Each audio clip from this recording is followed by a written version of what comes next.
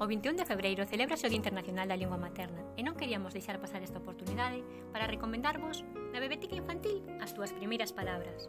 Todo un universo a medida das crianzas que esperta o seu interese pola lectura e por coñecer o nome das cousas na súa lingua materna. Na sección xuvenil, Comedia Bífida, un libro de teatro que nos permitirá asistir ao encontro con algunhas das situacións que a diario vivimos en relación co galego, deixando a un lado que para participar nesta fase do suizo final compre estarmos mortos.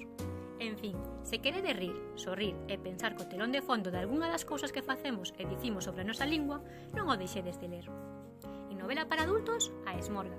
Recomendámola porque é unha das primeiras novelas galegas de posguerra e marcou un fito na historia da literatura galega, un imprescindible da nosa lingua materna.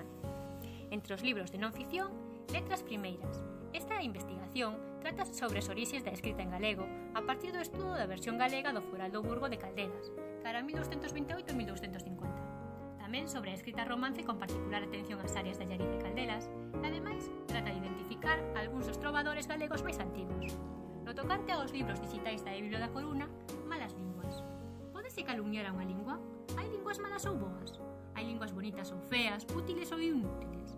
O galego precisa redefinir a súa folla de ruta para activar falantes no século XXI.